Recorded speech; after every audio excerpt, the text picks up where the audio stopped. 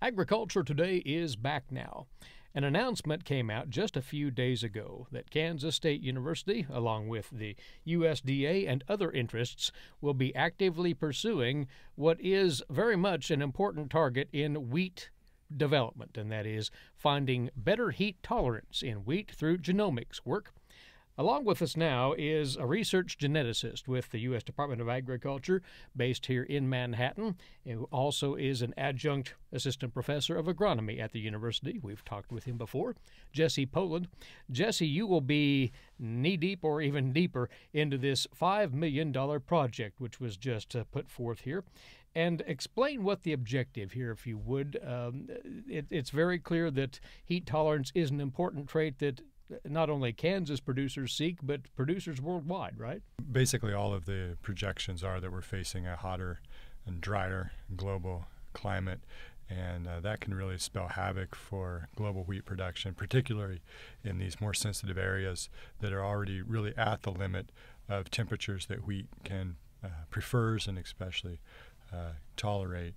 And so even currently, when you look at most of the wheat growing world, wheat being a cool season crop really prefers really moderate to cold temperatures, and most of the wheat growing world already being sort of at or beyond the optimal maximum temperatures for good production, and then that will only be compounded with any increases in seasonal temperatures due to climate change.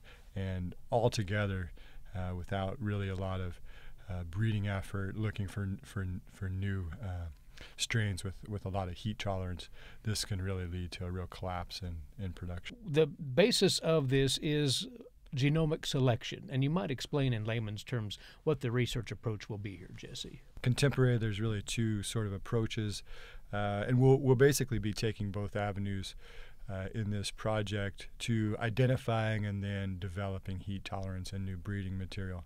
And so the first is obviously growing candidate wheat varieties in hot temperatures and seeing which ones do the best.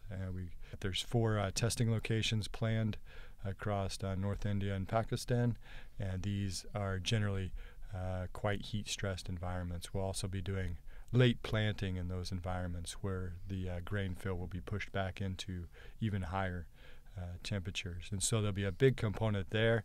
We're looking at what we call genomic selection, where we can use DNA markers to basically get a profile of the genome for all of these different candidate wheat varieties. And from there, we can use data that we've previously collected in the yield nurseries to make a prediction model. And have the candidate wheats been identified for the first go-round here? The initial set has been delivered, and they are in mid-November. They're going in the ground for the first set of trials in India and Pakistan. Yes. So you'll be embarking to South Asia very soon. Will there be a timeline for this project to unfold over 2, 3, 4 years? What's the plan, Jesse? Yeah, this is initially a 5-year project. And so we'll basically, over this first and second year, be developing the prediction models, be doing the broad-scale testing. Jesse Poland with us from the Center for Grain and Animal Health Research. He will be one of the principals involved in this 5-year, $5 million project funded by the U.S. Agency for International Development. This is Agriculture Today. We'll return after this over the K-State Radio Network.